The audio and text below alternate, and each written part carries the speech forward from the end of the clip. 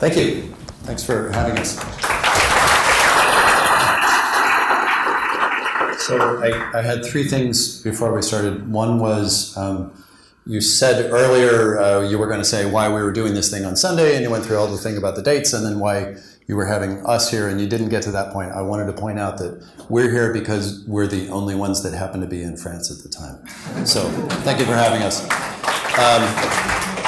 Also, we saw that it's the 10th anniversary because that's when the SDK was released, but perfectly, it's actually the 22nd of October, so it's the 9th release of the actual first Android phone and platform. So as Romain pointed out, it's another off by one error.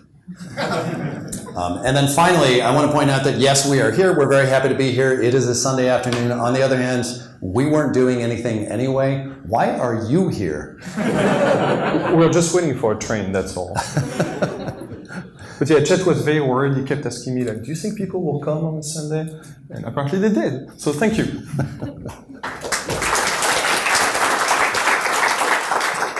So we have two talks today. We did want to talk about API and library development. We also wanted to give a talk. It's more of a meta talk about giving tech talks, which applies to giving talks like these, but also just about communicating in general. We hope you enjoy them. We're probably going to end in about an hour and a half, and we're happy to take questions as we go, or maybe at the end of each talk, and just to talk with everybody in general. So thanks for being here.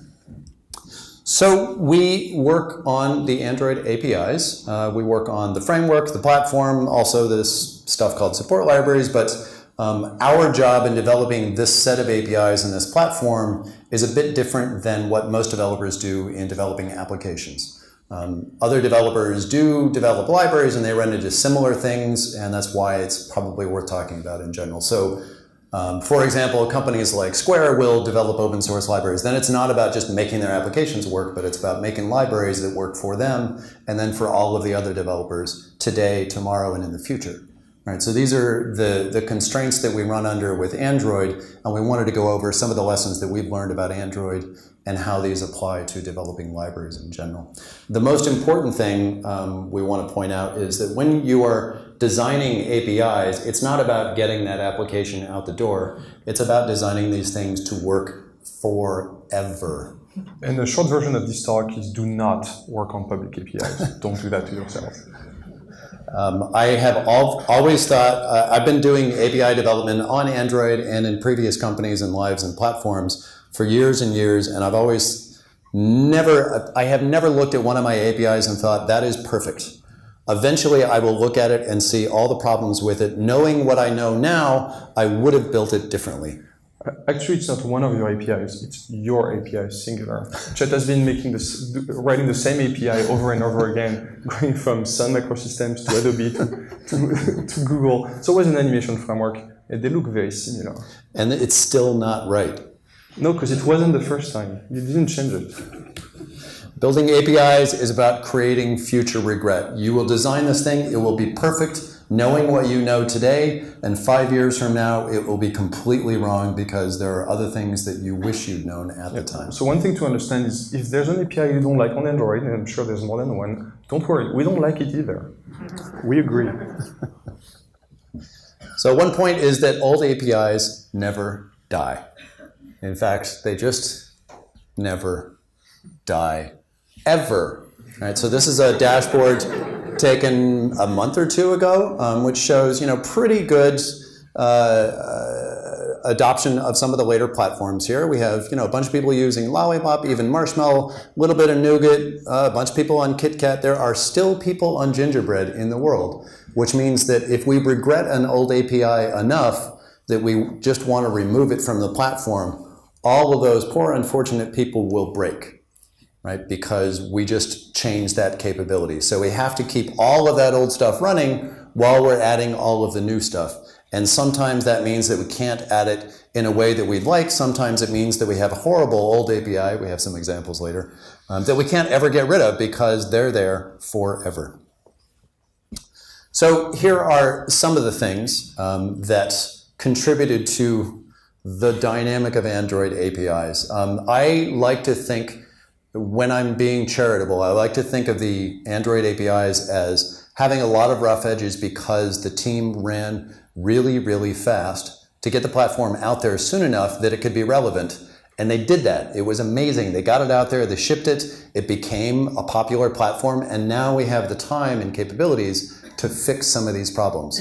But there are rough edges, and it came from building everything really fast. There was a very small team, very smart people, and they worked 24 hours a day for a couple of years to finish this thing. Yeah, and even though we were Google already, Android itself did not have an unlimited budget, and missing a deadline like Black Friday or Christmas, which are the time of the year when most phones are sold in the US, for instance. So missing those dates early on would have spelled the end of the Android project. So we had to cut corners a few times, more than a few times. So in that sense, we were almost like a startup where we were fighting for our life. And sometimes, just getting to ship something is better than shipping something perfect.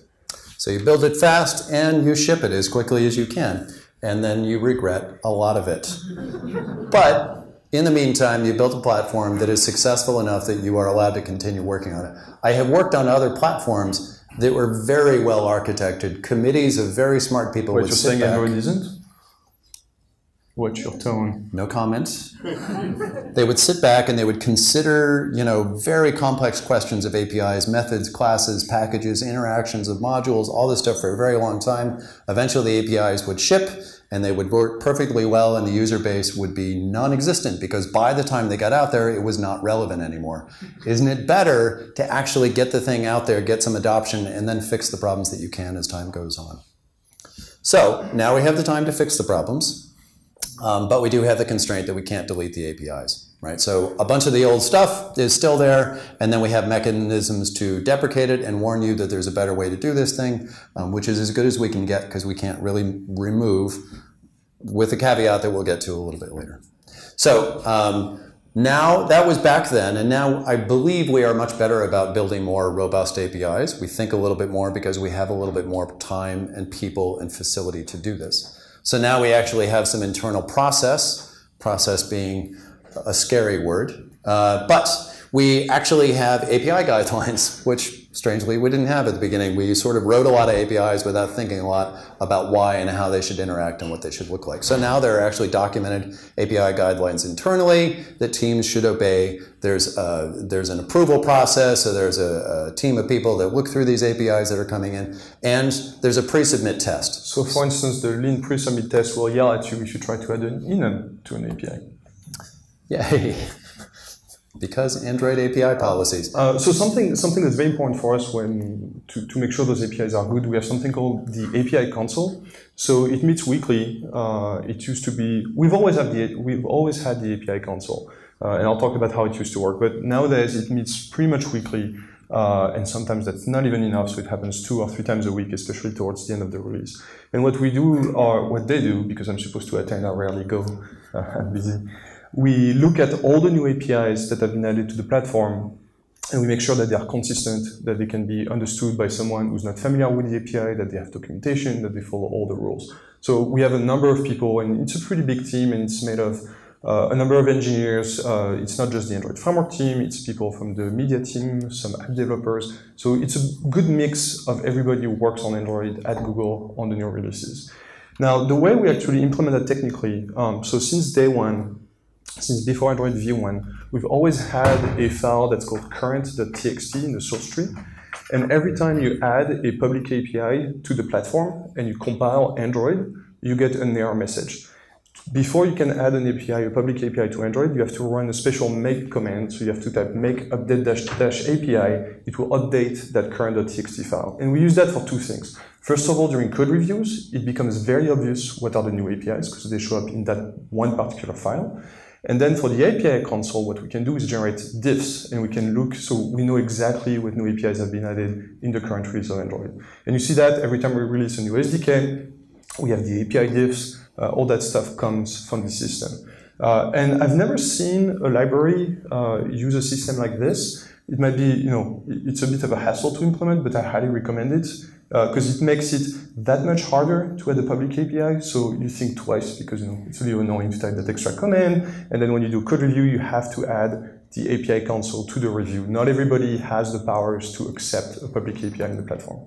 I think it's increasingly important to have systems like this that are automated when the size of your team grows. So even at the beginning, there were, it was a small team, but they were small people working on projects that did not necessarily relate. So if Romain was working on sort of core graphics or UI stuff, he wouldn't necessarily be aware of somebody in the camera team implementing new APIs. So it's a good sort of centralized mechanism for communicating this. Android is much larger right now. There are entire teams working on APIs that become public APIs that need to cohabit with everything else in the system. So we need to have that centralized automated system to flag warnings when they occur. And as the project grows, it also encourages cooperation and collaboration with other teams, for instance at Google. So other teams, maybe Chrome OS, for instance, will add new APIs to the Android platform. And they're encouraged to do that because there's a well-known process. They know who to talk to. They know they're going to go through the API console. They're going to have the lean tool giving them a lot of feedback.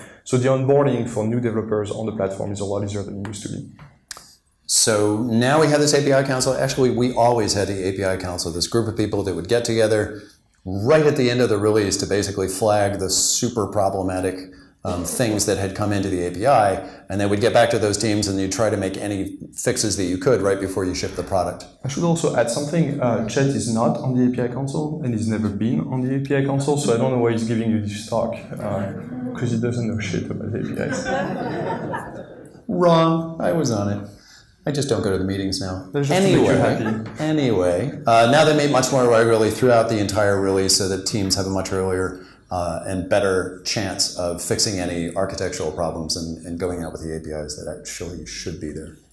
Other stuff that we're doing now to make stuff a little bit more robust and solid going forwards is that we have a policy of getting other developers, typically internally, to use the APIs while they're in development. This is a little bit painful because then as the APIs change, the applications need to change on their side because otherwise they will break.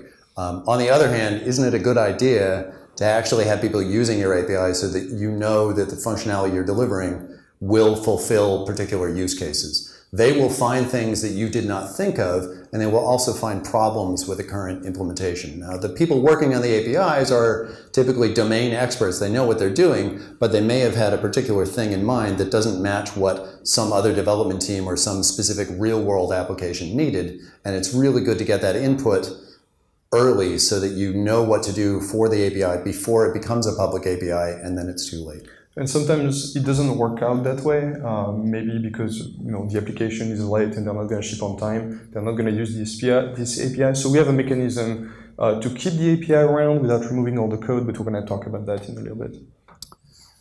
We get feedback from potential users, so not just the developers on those applications, but also people who may use functionality like this. We actually reach out either internally or even externally. I would say we're even better about that in the last couple of years. We also have early access programs occasionally, again internally sometimes, but even sometimes externally. So the architecture component stuff that recently went 1.0, we reached out to some developers in a private way, sort of attracted some developers that we knew would benefit from this technology, and asked them to help contribute to the program, to actually use early versions of this and get feedback, because we didn't just want it from internal developers in their specific use cases, but we really wanted to go very broad with this specific library, which was trying to solve very broad problems for all developers. We also have the developer preview SDKs that usually were released a little bit before Google I/O. You might have seen, for instance, this year with Android O, across multiple releases of the dev preview, some APIs have changed. For instance, the media API has changed. Partly it was because of feedback we got, partly because maybe we're not using the API anymore, and partly because the API console looked at the API they hadn't before and decided to change it. Also, we just wanted to make sure that you were still awake. Code labs are good. Actually get the developers together, not just get feedback through surveys or emails, but actually have them sit down and work through these things, and then you can see in real time what problems result from that. And also, to be truly honest, like one of the reasons we like to give talks, I mean, aside the fact that we love attention, is that we get to talk to you. I mean, you build applications, you have a lot more hands-on experience that framework people have. And when you complain or when you bitch about something, it's really good for us because it gives us a better idea of what works and what doesn't work in the platform. So talking with you is extremely useful. So don't hesitate. You can't hurt us.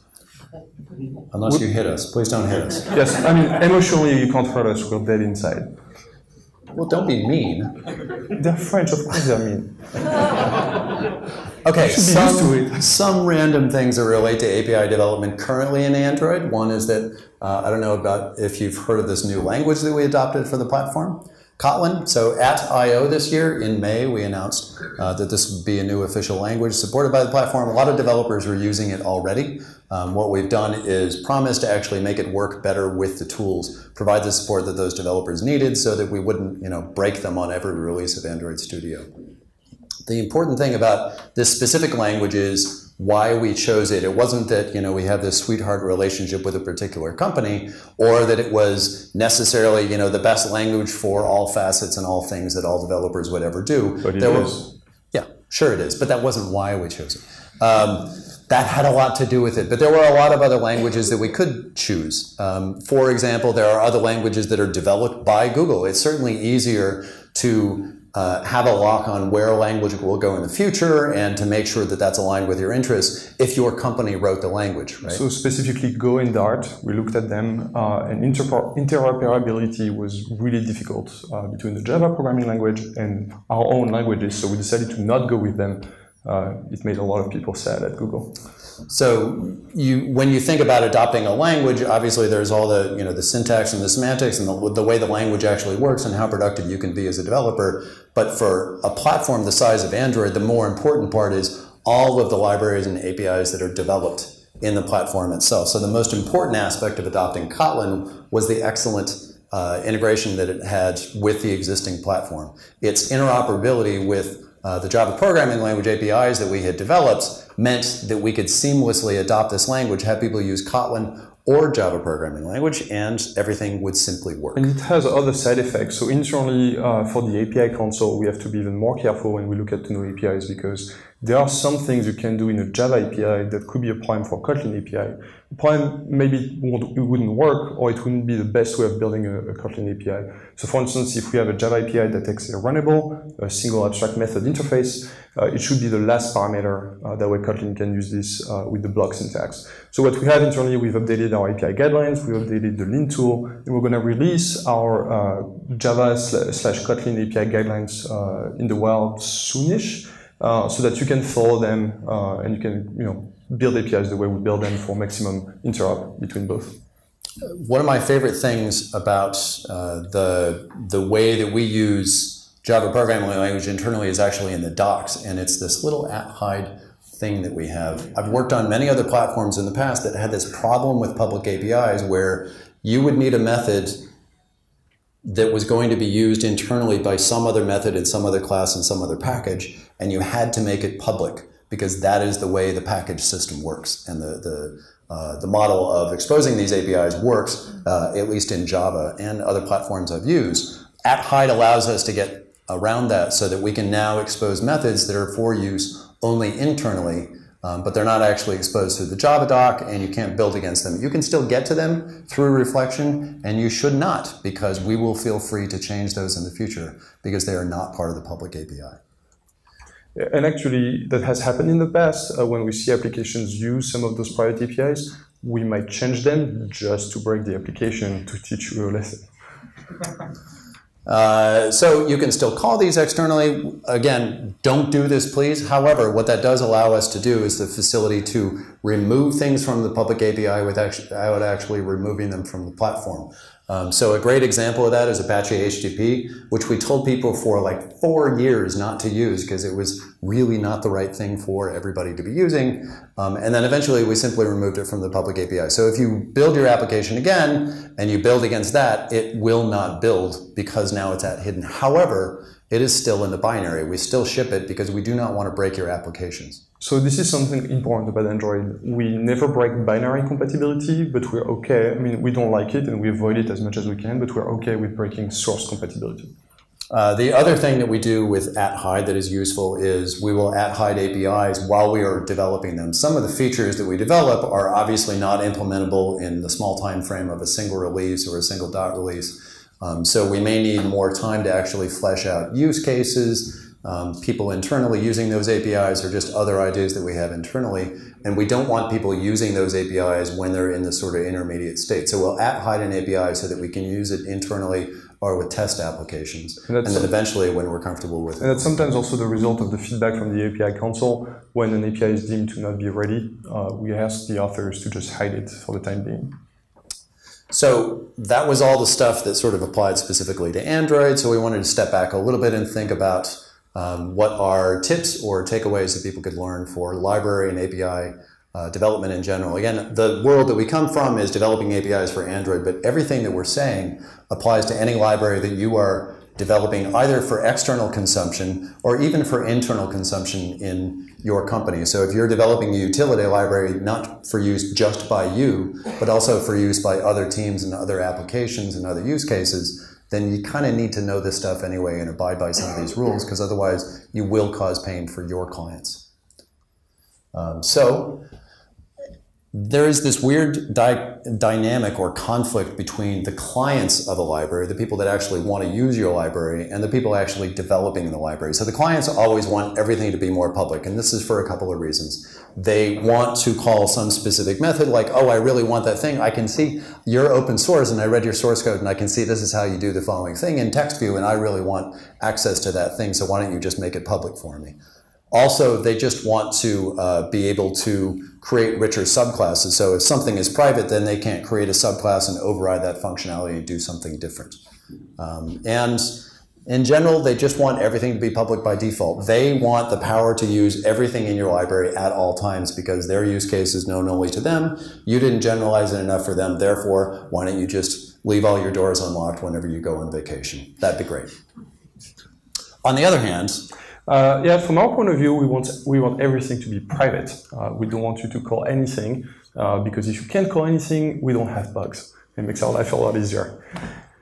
And also it means that we have to support those public APIs forever, and even though sometimes we hide them or we deprecate them, they still need to work, and it can be a huge burden on the development teams. And also because as the teams grow or people leave the team, it can be hard to keep the history of everything that needs to be known about the project. So very often, when someone makes a change to the platform, it's good to have someone who's been on the team for a long time to let them know that, hey, there's this deprecated API over there that nobody has used for years, but what you just did is going to break it. They didn't even know the API existed, but now they have to go make sure that this old API works, even though nobody should be using it. We have so many applications on the Play Store that a user somewhere could be relying on one of those apps, and we just can't break that app. Chet said it several times, all the APIs never die. Hopefully at some point on Android we'll be able to remove some of the APIs. Our idea was always we would start by deprecating them, then we would hide them, and eventually we would delete them. We haven't done that yet, except maybe in a couple of very specific situations. I don't remember the details. But one tool that we have that's extremely powerful for us is we have the Play Store, and all applications go through the Play Store and the package manager. So there are some things we could do or we can do there. And in particular, one thing we can do on our side is we can inspect the applications on the Play Store. We have powerful query systems, so we can just run a query and know how many applications in the Play Store use, view.foo. And when those numbers are low, that can help us make some decisions. Right now for deprecation, but if someday the number of views of an API becomes 0, maybe we could finally delete the API. I don't know if that will ever happen, but who knows? So this is the overall dynamic. The sad part is there is no solution to this. This is just a conflict that you will always be in. On the developer side, you want everything to be private. On the client side, you want everything to be more public. However, please note that the developers of the API have all of the keys. You get to make those decisions. So what you see as a dynamic on the Android team is the same as any API developer or library developer will do, which is everything is private by default. And if we have a reason to expose it, then we will, very grudgingly. because we know we have to support it forever. And it sounds obvious, but be conservative, because you won't be able to remove your APIs, or it will be very difficult. It's a little easier when your library is just a library on GitHub, or not just, but when it's a library on GitHub. But it's always so much easier to add something to your API. So if you're not sure, just keep it private. You have plenty of time to make it public later. It's like parenting. You can't unhave a child. Are you sure? So size matters, especially in constrained devices and situations such as Android. So the code size matters, the number of methods that we're creating all over the place, and the number of methods the applications are using, the number of methods, because there is this method counts, and then you have to split your APK up. That's a problem for you, not really for us. True. There's another related thing, which is the APIs have to be understood. So we have a general tenet in Android, which is not obeyed all the time because situations are complex, but there should be basically one way to do things. If you create multiple different ways of doing all these things, then it basically just bulks up the documentation and the surface area of the APIs that developers need to understand. So when someone new comes to the platform, or someone that is new to that area, and they say, okay, what am I supposed to do to accomplish the following task in my application? Then it's more complicated for them to understand it if you just have a slew of methods doing similar kinds of things. You also need to always look at the big picture when it comes to your API. So for instance, recently at work, I was working with another team. They wanted to create an API in a very specific domain, and they were worried that app developers would not be familiar with the domain. So they tried to simplify some of the concepts. And as a result, so they started with that assumption. And as a result, they added, a few methods that made things easier, and they added more methods and more methods. And then in the end, I took a step back, I looked at the final API, and they had something that was way more complicated than teaching that concept they wanted to avoid in the first place. So even when you think you're doing something that's simple, just take a step back, think about the whole API, and maybe ask someone, get dogfooding. So some tips then. So optimize for size when it matters. Maybe for your situation it doesn't, but since you're probably all mobile developers, it probably does. Also, minimize the surface area just for simplicity, for people learning it and adopting it, or doing future functionality that they will need. And also just modularize. Make sure that you break things into pieces that people can choose to take, instead of pulling that one thread and getting the entire ball of yarn. And it's really to size matters, right? For instance, the number of methods in your API, if you can split your API or your library into multiple sub-libraries that your clients can pick and choose from, it will make it a lot easier for them to adopt the library and to not have to bring everything. There was an issue originally with the Guava library at Google. A lot of applications internally at Google wanted to use it for just a couple of collection classes, and they would end up with, I don't remember, but it was thousands and thousands of methods and classes that were bulking up the APKs. So now it's split up into smaller chunks. Versioning is an issue you will run into. Here's the standard thing that we tend to use, that most libraries tend to use. Semantic versioning, where you have major.minor.patch. If you're going to change the API, be sure to do it only in the major and the minors. If you're just doing a bug fix release, please don't change the API, because you're going to break people that were not expecting that. You want the ability to just easily push a bug fix thing out there that people can just adopt and go with, because it's just fixing stuff and it's not actually changing behavior or changing APIs that may break them along the way. There's more about versioning, and we'll cover it in the next version. Your joke almost worked. See, that one worked. Release process is incredibly important. It's also really tedious, so we're going to skip it. Let me translate that for you. It's also because we know nothing about the release process, so we have nothing to teach you. It's probably hard and complicated, and I'm glad we have people to do that for us. So we'll reiterate some of the major points here. Basically, compatibility is hard. So just, get it right the first time. Or at least think about it carefully. Just know that your future self will hate your present self a lot more if you don't think about this carefully and have a good reason for doing the things you're doing. Yeah, but at the same time, fuck our future selves. What have they done for us? Nothing yet, but they will. Okay, so method and class and package names are forever. Little subtle things like that. You may not care now, but you will eventually. So here's some that we regret. So yeah, that one's one of my favorites. View tree observer, remove global on layout listener. All the other methods in that class are called remove on something listener, and we forgot that one, so we had to deprecate it and introduce a new one called remove on global layout listener just to be consistent with the rest of the API. But now we have this deprecated version that will be there forever, showing the whole world the mistake I made one day when I was tired. Android support.v4, we now have min SDK 14, I think, so that makes no sense. So the fact that we thought package names should be embedded with the version names of the things that they supported then, like, probably should have spent a little bit longer thinking about that problem. Spinner, so that's a good one because the culprit is our current manager, Mike, and it's called a combo box in all the other UI toolkits in the world. It used to be a spinner that was spinning things a long time ago. It hasn't been for about 10 years. But it's called a spinner, so it's super confusing when someone, someone is new to Android and they're looking for a combo box, and I guess one of you has to teach them that, yeah, it's called a spinner. I'm so smart, I know that. Zoom button, I saw this API and a few others last spring, I think. I was looking at something unrelated and realized this is really horrible, because actually it doesn't zoom anything. It's a utility class that listens for events and turns a long press into several short presses. But at some point, it was zooming and it was a button. Yeah, there was a reason for it, but not a really good reason for it. So finally, we deprecated that. But deprecation doesn't mean remove, because some unfortunate soul somewhere is probably using it. And another one? I thought there was another one. Yes, that one is Mike's fault as well. This is one of the most useless widgets ever. It just creates... It just puts two text views on top of each other, and that's it.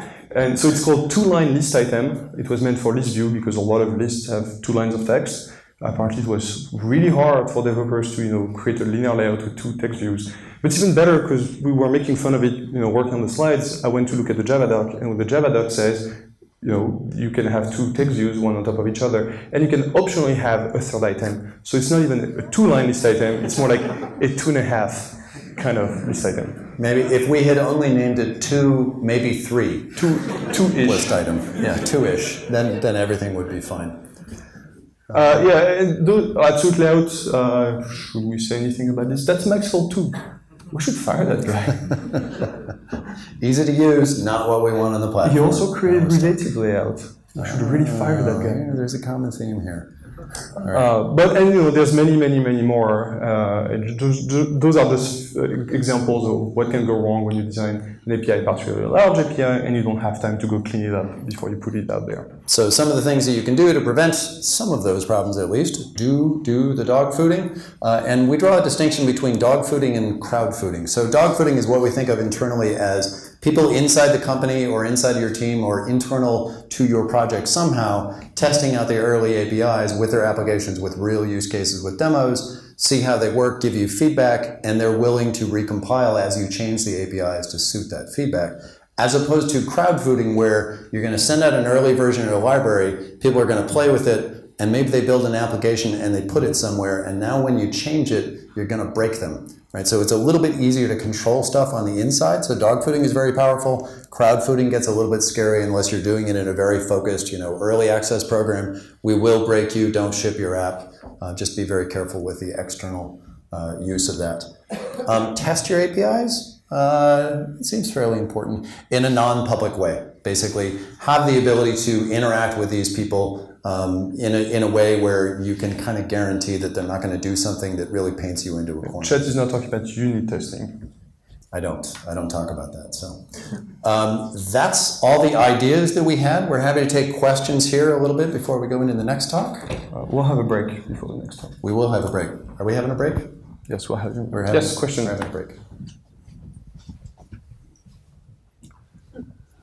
I want a break. Hi, thank you for your talk. And what about the Blink layout?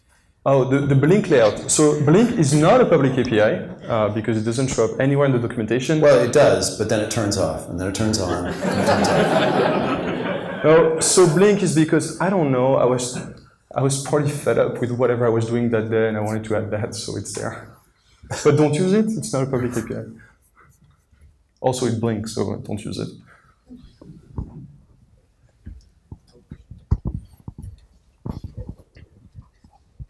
Hey, thank you for your talk. I wanted to ask you, what do you suggest to use instead of @hide annotation?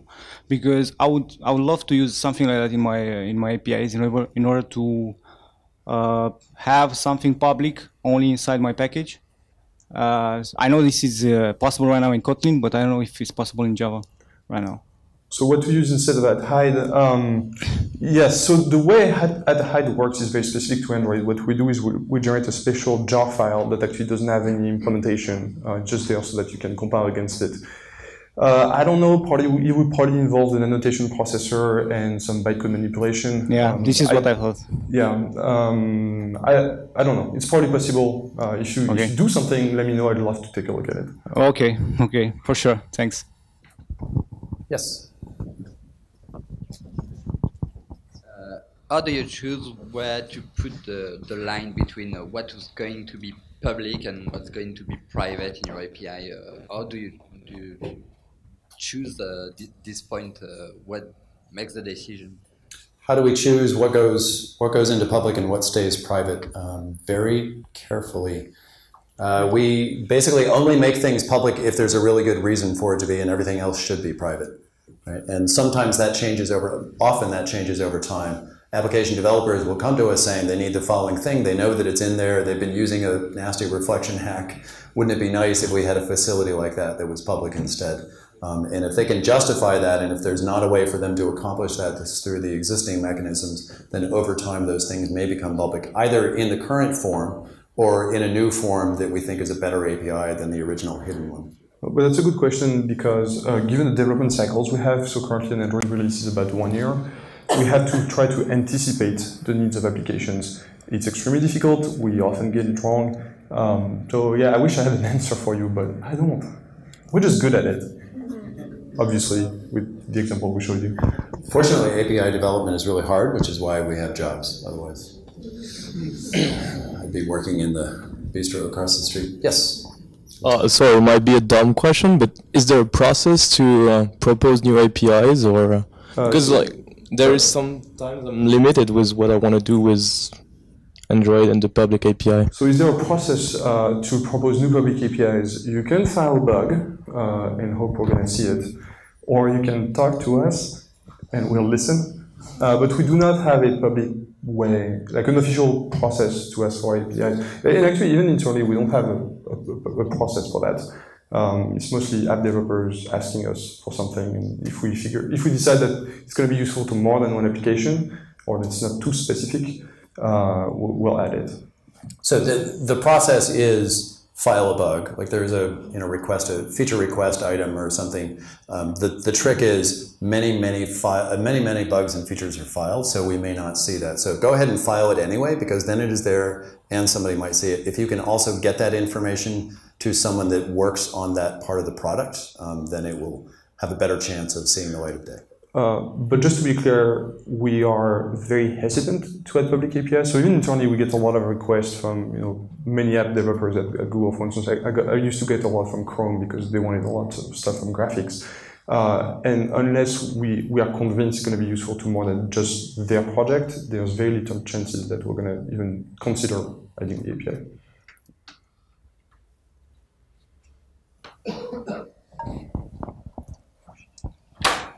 Are you going to update the old APIs to be more compatible with Kotlin?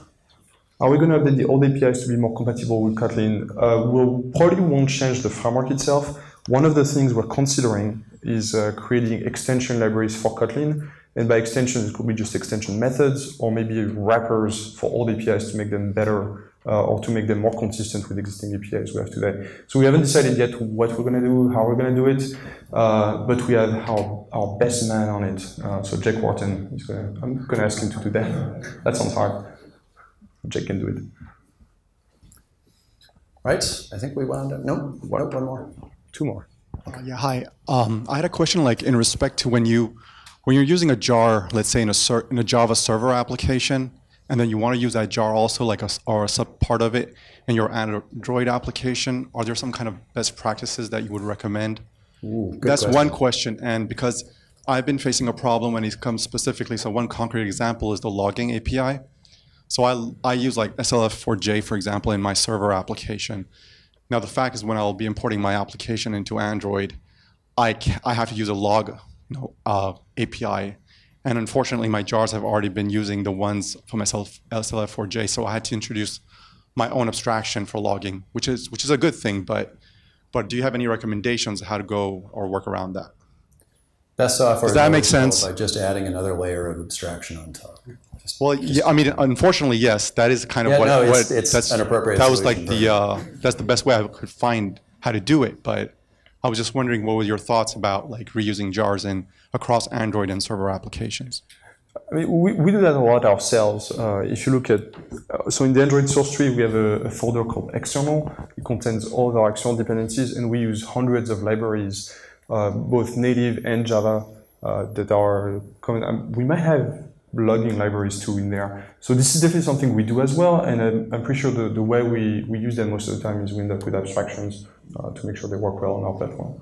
One thing I was going to mention though was the number of developers that come from developing server-side applications into Android is fairly large. It's kind of a common path. I don't know why. So if you're developing Java for the server or even the old desktop platforms, then the way that you write Java is probably different than the way you're going to write Java language stuff for the Android platform. So what you want to do is, this is why we wrote a series of articles called Developing for Android. You can find them on Medium. And a lot of the ideas came directly from what we were seeing Java server-side developers doing and saying, okay, this is why we request that you not use, enums all over your application because this is the downside of doing that. I'm picking on enums specifically, but there are other patterns that backend developers used that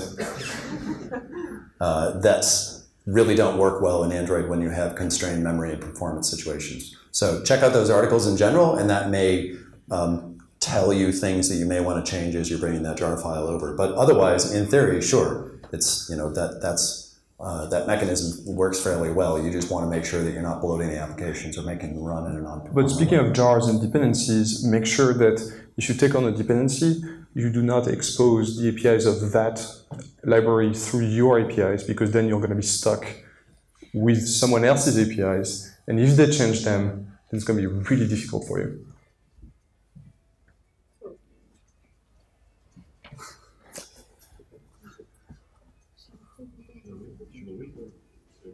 No, go ahead.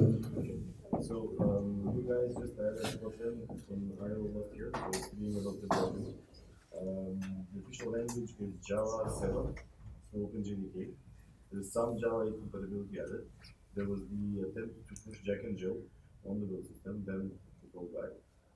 So my question is, on the API level, what's the idea, like what should we expect in the near future? Should we go towards Java 8 compatibility, maybe Java 9? Will we have lambdas on that layer?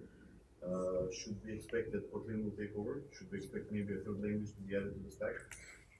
So that was a long question. The question is asking us, you're asking us what we're going to do, and we never comment on what we're going to do. What we can tell you is what we said at Google I/O. So we introduced Kotlin. I personally highly recommend you take a very close look at Kotlin and see if it's a good fit for you. I'm pretty sure it will be. We want Kotlin to be on par with Java in terms of support. We're not abandoning Java. It's going to remain a first-class citizen of the Android platform. Right now, we have support for Java 7. We have the desugaring tool that I don't know what's the status of that, but we're working on better support for Java 8 language features. But right now, again, compatibility. All the APIs we're designing are designed to work everywhere. So Java 7, not Kotlin, not Java 8, but it's going to get better. Yeah. I heard some words. And there was one last question one here. more? Yeah. Okay. Are you writing any API internally in Kotlin? Are we writing any APIs internally in Kotlin? It depends what you mean by API in that sense. Right. So we're not using Kotlin in the platform itself because Kotlin has a runtime library. That runtime has a version. And if we were to embed it in the platform, then there will be compatibility problems with the apps. So we're thinking of solutions that we could use, maybe renaming the packages. There's a lot of things we could do. We haven't done that so far. But Kotlin has been used already in data binding and Room app architecture components. I think mostly for the annotation processors. And Android Studio itself, because it's based on IntelliJ, has more and more Kotlin code every day. And I think a lot of the Android Studio developers have switched completely to Kotlin. So it's coming. You know, we are a big team, a big company. It's going to take a little bit of time before we pick up steam.